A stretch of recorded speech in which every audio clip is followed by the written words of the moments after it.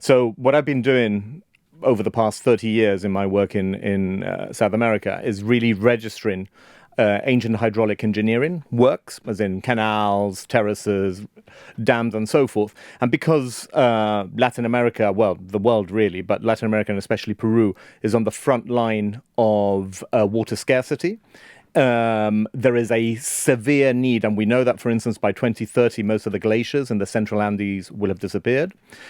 So we have incipient and ongoing climate change. And this has happened before. So we know that this happened around 750 to 1250 AD, what's known as the medieval climate anomaly.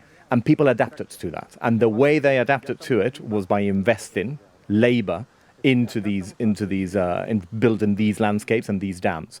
So we have, for instance, one of the areas I work in, which is only 130 kilometers from north to south, we have, as of 2 days ago, because we've been registering them, 612 ancient dams. Wow. So we're talking about a huge capacity. Wow. It's not one or two. And these things are huge. The dam that we've just rehabilitated is 100 meters from one end to the other end. So let me see if I've understood this correctly. These are dams that were built hundreds of years ago? Yep. But aren't currently in use? The vast majority aren't. I would say that about 90% of them aren't. What is happening increasingly is because these are built in areas which obviously hold water. Modern companies or the state itself is coming and plonking cement dams on top of them. The problem is that we're in a highly seismic region. So a cement dam has a life expectancy of about 40 to 50 years. In the Andes, usually about 20 to 25 because of earthquake activity and so forth.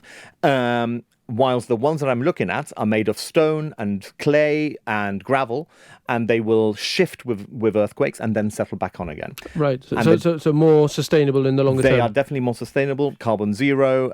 They are a community. So it's a bottom-up community project. So we engage fully with NGOs and communities to build these things up, and we've already managed to build two, and we're about to start building rebuilding a third one. We got the UNESCO Prize for Nature and Culture, and what we're going to do with that is actually bring together. Thank you very much. Bring together communities and the water companies and the cement companies. To rehabilitate a dam cost us about $100,000. To build a new dam in the same place cost us north of $1 million.